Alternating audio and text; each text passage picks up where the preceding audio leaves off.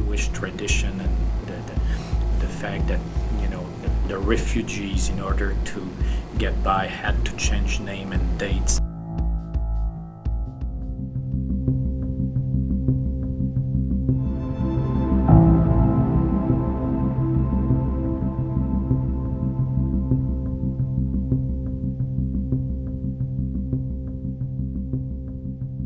The most important figure for him in his life was his father, because in both a positive and a negative way, he identified with his father as an adventurer. Sephardic Jews were different from Ashkenazi Jews.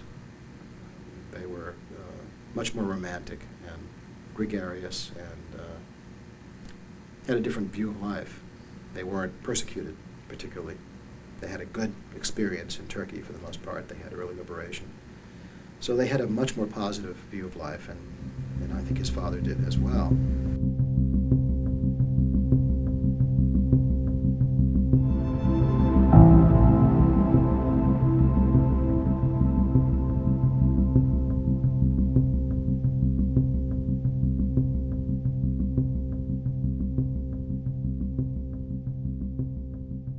He told me that he was born on the Black Sea on a ship in a storm, and that my Omama, my grandmother, was only 15, which was true, and that she thought she had given birth to the Messiah. You know, I mean, every woman at that age, my gosh, she was a child, and she had her firstborn son. I suppose that makes sense, you know. She knew he was different. She couldn't quite understand him, you know. She couldn't. But she knew he was a grosso genie, which means a big genius, you know. Absolutely. And there was nothing she could do about anything else he did or whatever.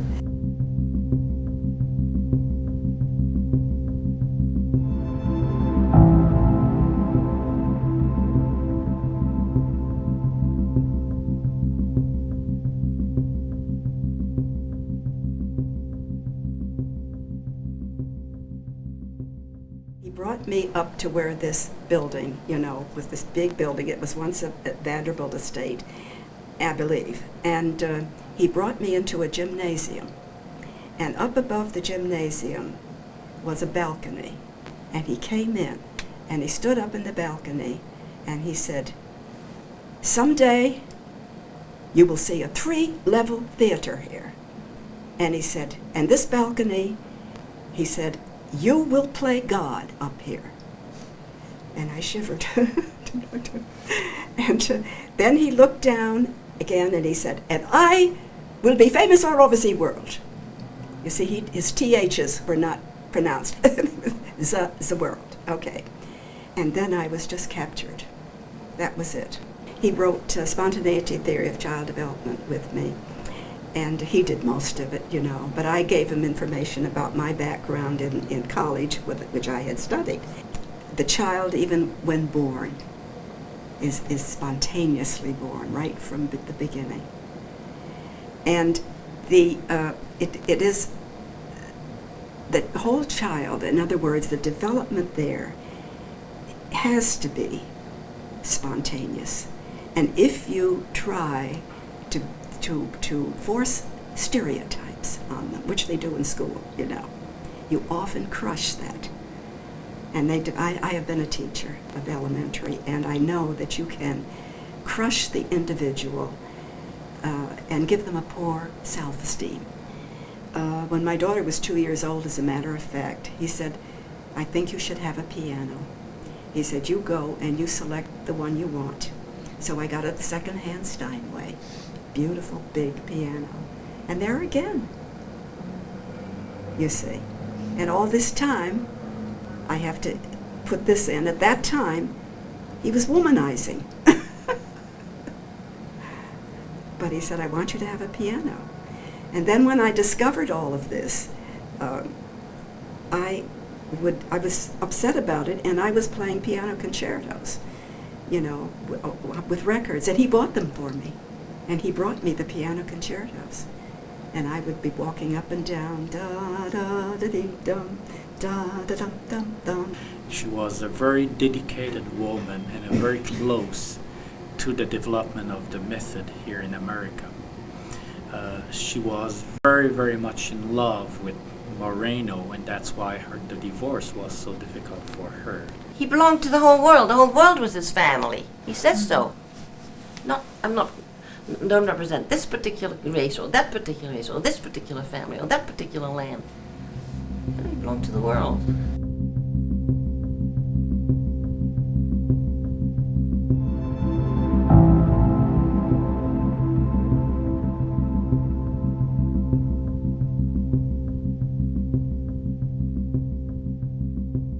I think she was the role model for psychodramatists much more than Moreno himself. She was much more down to earth, and she had this ability in any circumstances to get right close to a process and close to the people. That's why she is so much loved and beloved by everyone. And the day may come when we will be able to sort out more her scientific contribution. Well, I have to tell you first that when I first met him, I was surprised as he didn't look like a physician. He looked like an artist. Mm-hmm. We used to walk through Grand Central Station and the conductors would say, "Good evening, Mr. Wagner." Mm. They could see the music in him, I guess. He looked like an artist, like an actor or like a director for the theater. This is the theater of psychodrama. The director is Dr. J.L. Moreno, who is now coming onto the stage. How do you do? It is a great pleasure to meet you here today. The best way of introducing you into the meaning of psychodrama is if one of you would step up upon the stage and talk with me about it. What about you? Yes, Doctor, I have a question. Why don't you come up? I was smart enough to know, right from the beginning, this is probably the only true genius I'll ever meet in my life. Mm-hmm. At least I recognized him.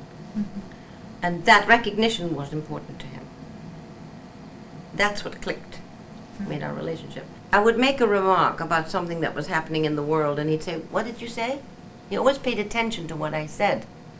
And I always don't think it was a throwaway line. That's an observation I made. Not particularly brilliant. Mm-hmm.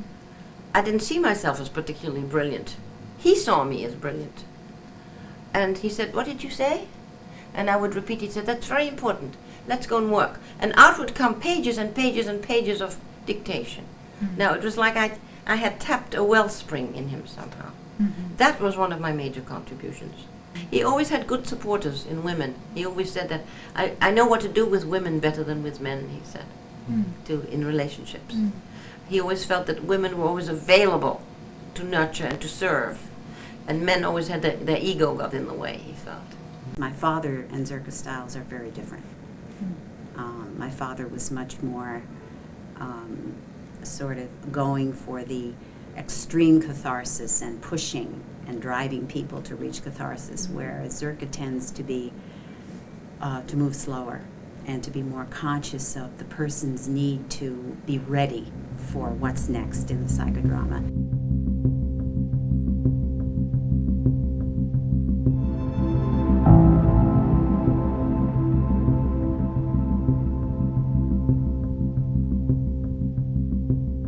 The only memory I have of sort of a more normal childhood was when I was with my mother in Beacon.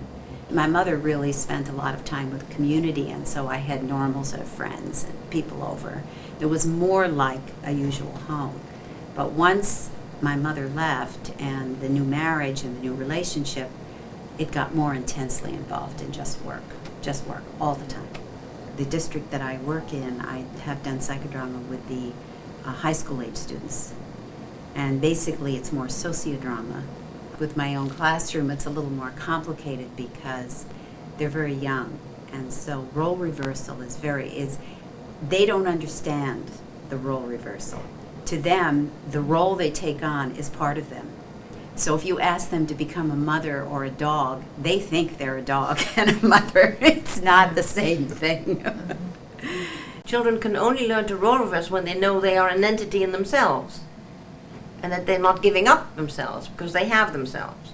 I've had to separate myself So it's been easier for me to study with Zerka, because being with Zerka, she's not my parent in the sense, she's my step-parent, but she's not my mother or my father.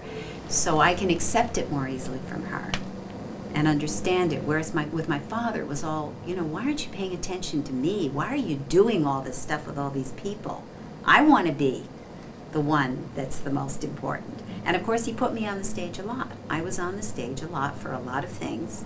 I once was on the stage because I used to be afraid of fire, and so he enacted a whole scene where I was to jump off the balcony in a fire in the house and what I would do, and he promised me he would always catch me.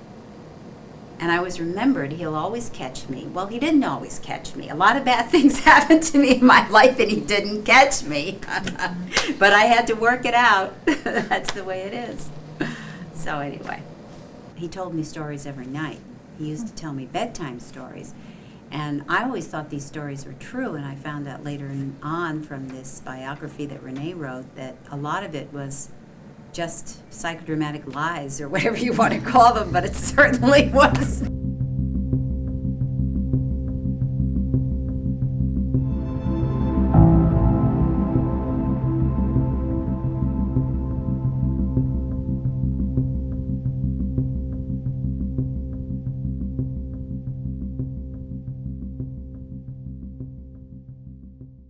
Everything was known about the European, and most of the people believe on this side of the continent in America that a lot of it was pure invention or exaggeration. I started to dig all the little facts and go to the archive, and to my own surprise, I then found out that most of the thing, I would say 95 of the thing that he talked about really happened. The environment in which he was born in Bucharest, that was a very, very poor environment. Something, a side of him that stayed there all his life is being more on the side of the poor than on the side of the rich. And that came from his deep roots. You say she's here? Could I talk to her, please?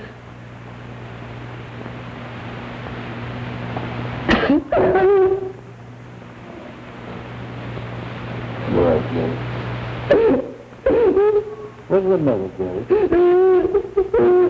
What's the matter? What is the matter? What is it, Jerry? Come on, tell me, what is it? What is it? Did you... She doesn't want to talk to you? She would not talk to me because we spit our face. Why do we spit our face? Yes.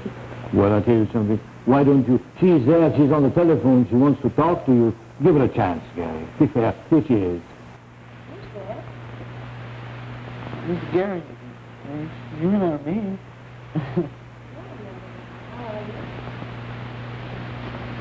Oh, pretty good. How are you getting along?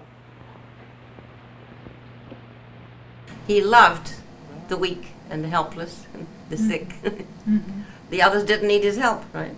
So much. He says that if it would not have been for Marianne in Bad Faslau, he would not have produced what he did. He needed this kind of alter soul or other person beside him that make him breathe into life, but in more fullness.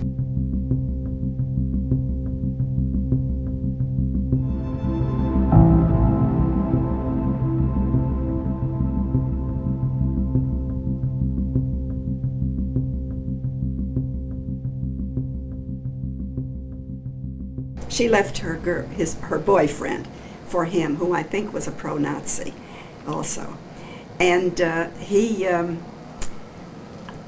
well, that was a great love, yes.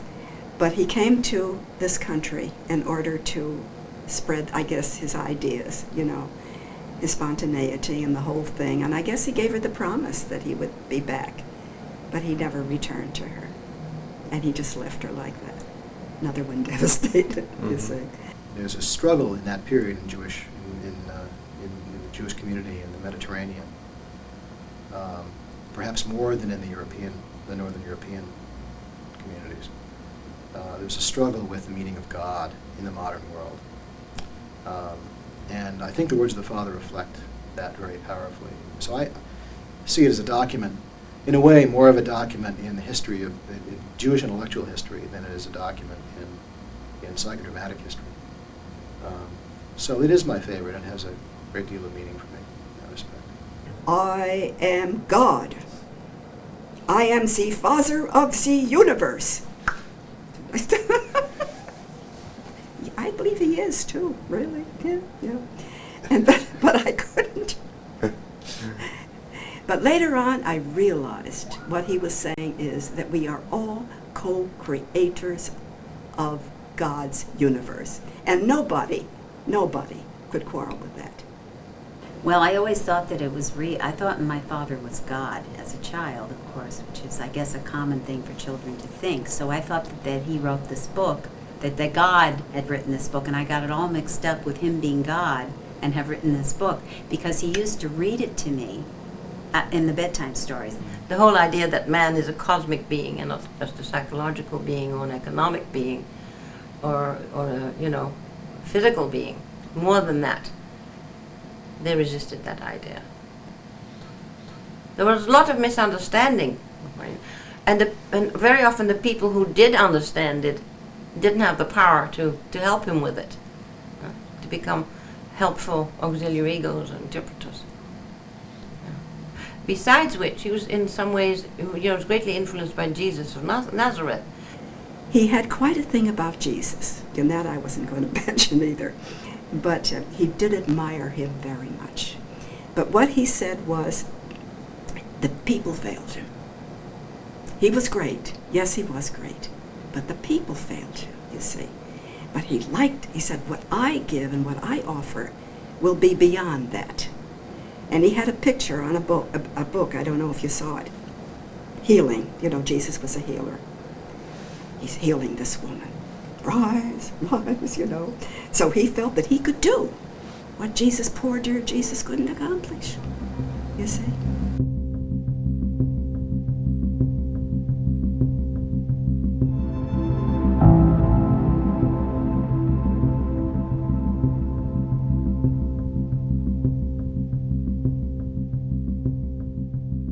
And he was very close to his brother, William.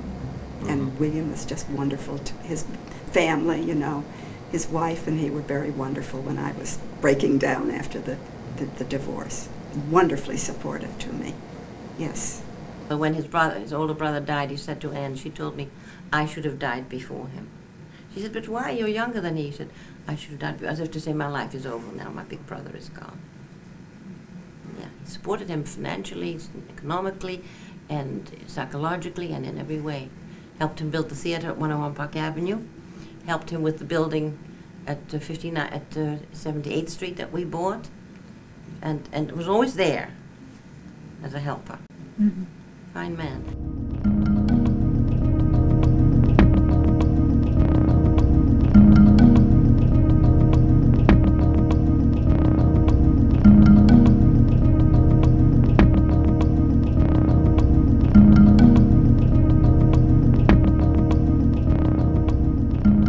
Probably the best friend he ever had, who anonymously used to give money to support him. My father was terrible with money. And if it hadn't been for William, he couldn't have done what he did.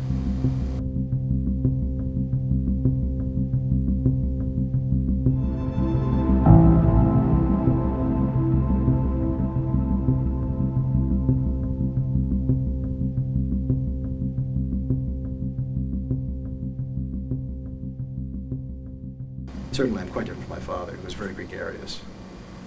The realization that this was not the way most kids were living and being brought up became apparent to me by the time I got to be about 7 or 8 years old. And so I started resisting.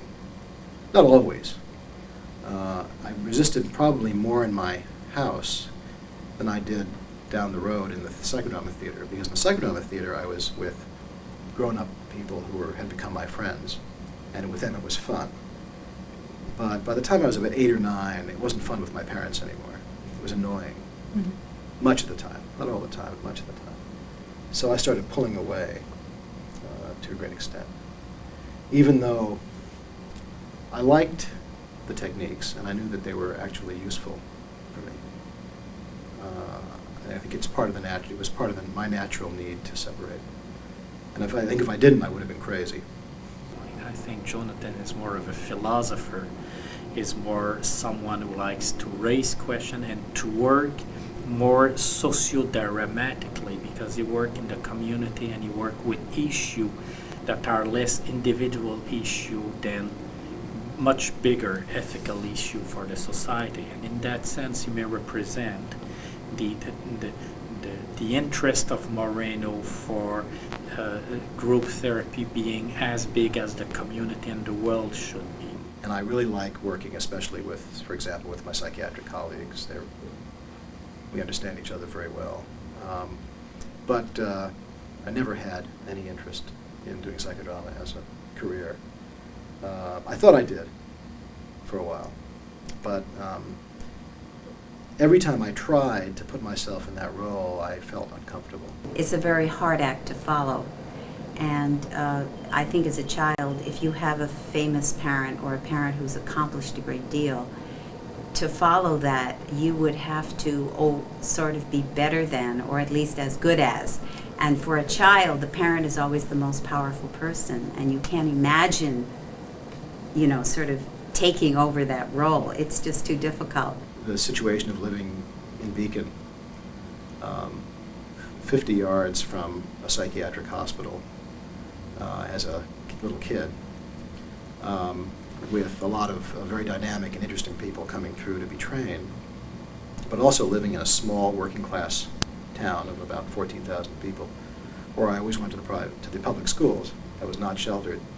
And so I'd go from this very odd, eccentric environment of the institute, the sanitarium, with mental patients and famous sociologists and psychiatrists and psychologists and other kinds of lunatics coming through.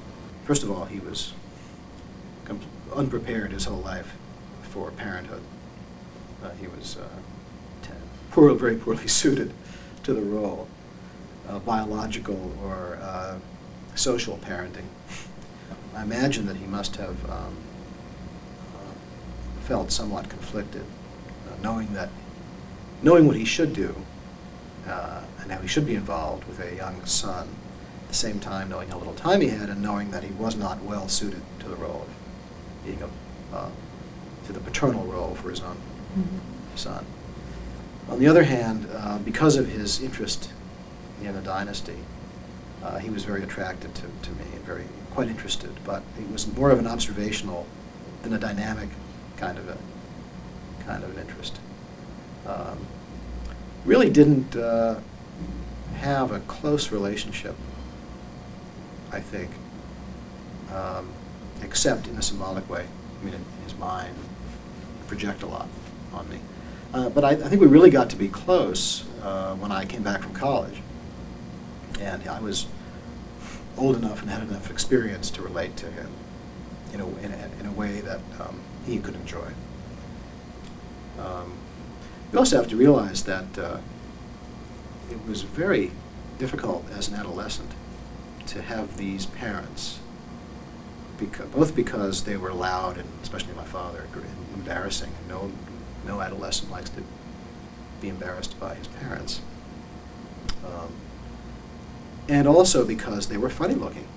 I mean, when we traveled, this was a one-armed lady, 30 years younger than this old portly man, and a kid. And so in my teens, one of the things I used to love to do was to travel to Europe and so forth. But I stopped when I got to be too self-conscious, about 15 or 16. And then it took me another 2 or 3 years when I got over that hurdle to start to appreciate him in particular. And that became reciprocal. So fortunately, he didn't die until I was 22, and then when he got sick, we really got to be very close. Before he wasn't able to communicate anymore, and we tied up some issues, I think.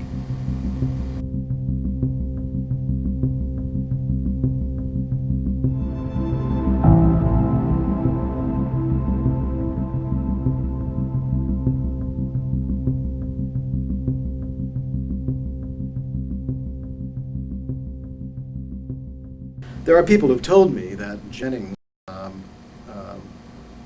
was, if anything, underrepresented in the credit for Who Shall Survive. Helen Jennings undoubtedly is a tragic figure in some respects, gave her life to her work, and hasn't been fully appreciated.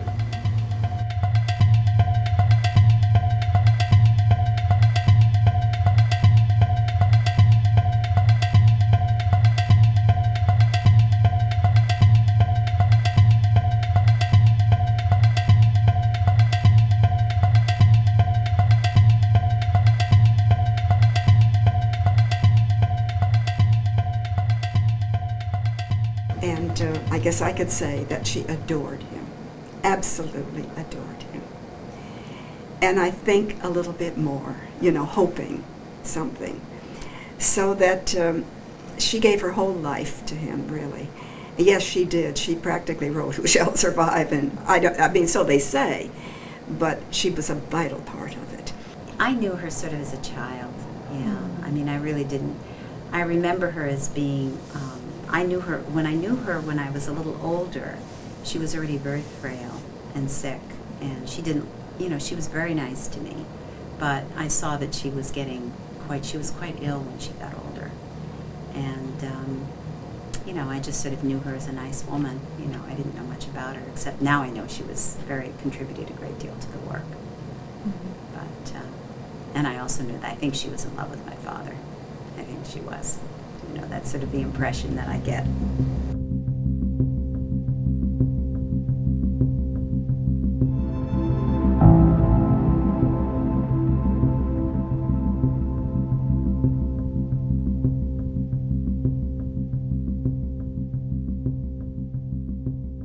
I came because of Regina, who then left her mother. The parents, Florence and Jacob Moreno, talked it out together, and Circa accepted her.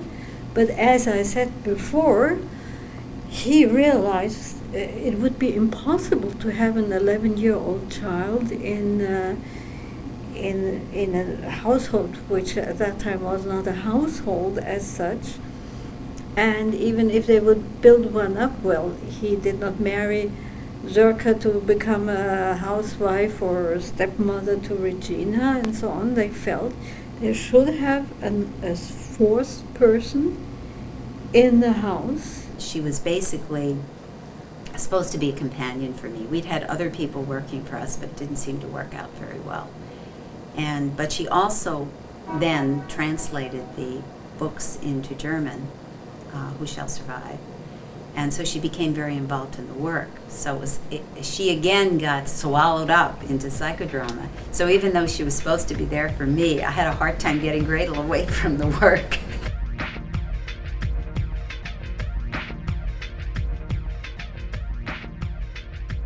The housekeeper comes again, please come. And he had his leg over the railing by the bedside. And he said, I must go to the lecture hall. And then I thought, my God, now I can only apply his own methods, reality test. And I said to the housekeeper, let's help the doctor to get rest. And we helped him. First we gave him the house coat. We helped him out of the bed.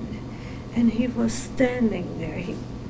His legs were shaking, and still he said, I must go to the lecture hall. And I held his arm a little bit, and then never forget these two different glances at the same time. I must go to the lecture hall, as Moreno always felt so certain where he had to go. Nobody could stop him. And this time his strength had failed.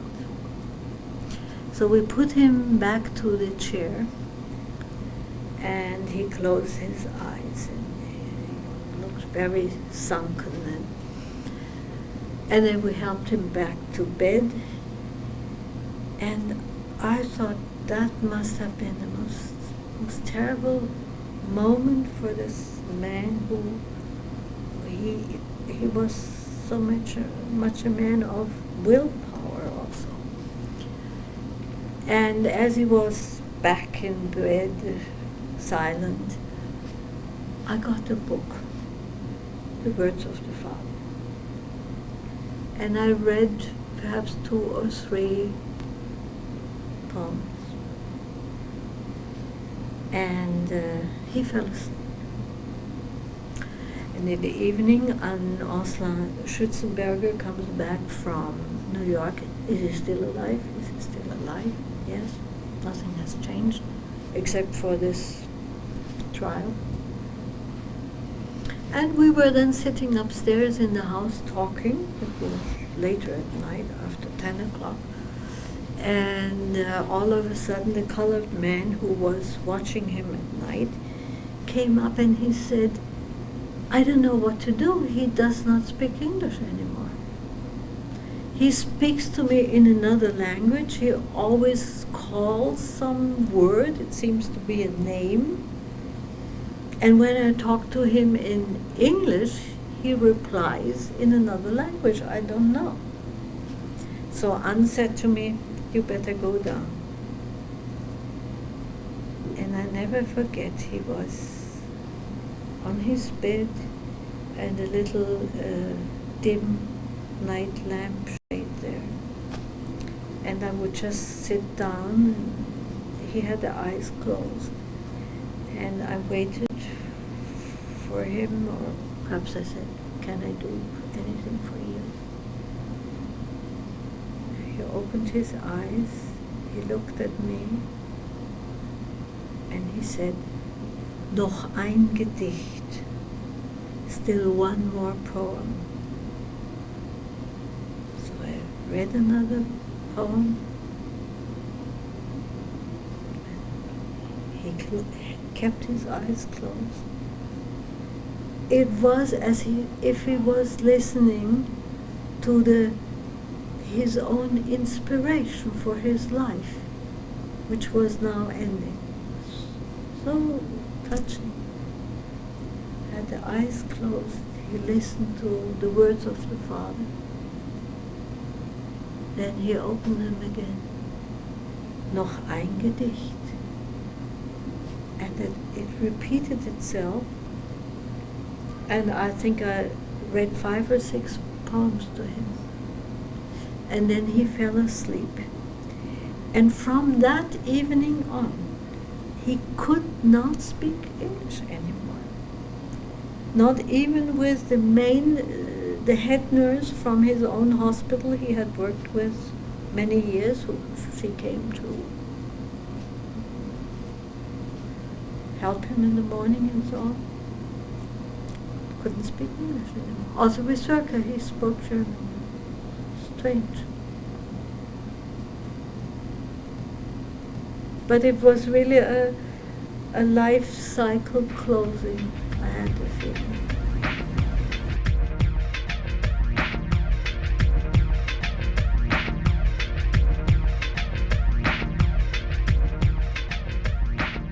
Psicodrama has created a new technology, which goes beyond the word or lying on a couch, and which is so adaptable that it can find a normal place in almost any approach to the human being. And that, I think, is a major contribution. Also that we see the human being in a different way. As Moreno pointed out, that everything in the psychoanalytic movement began with disaster. You know? Mm. Sex created problems. Mm-hmm. Childbirth was a trauma. You know? The inferiority of the organs. I mean, Freud and Rank and Adler all saw the negatives. Mm.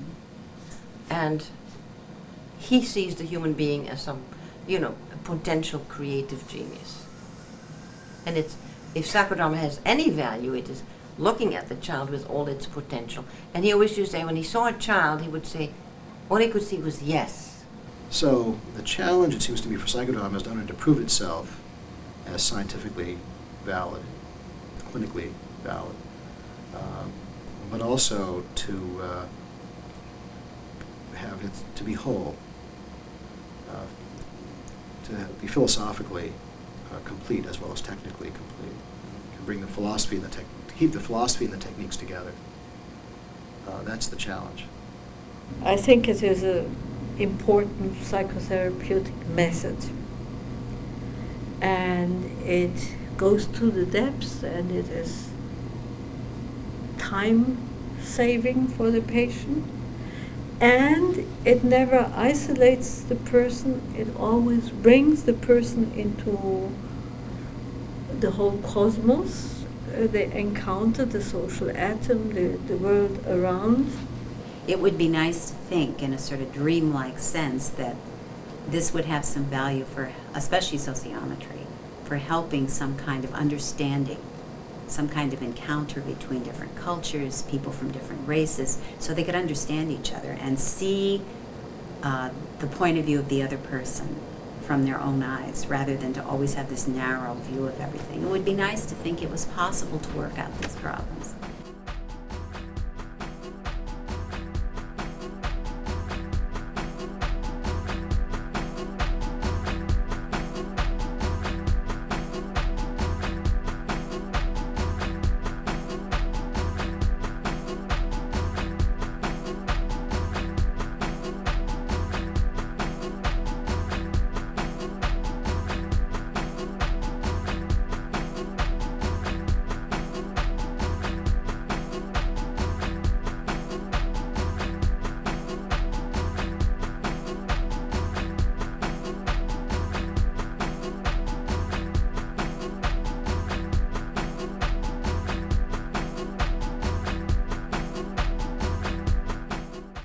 Yes, you are a good person. Yes, you are a whole person. Yes, you can heal. Yes, there is a life for you. There is hope. That's the important message.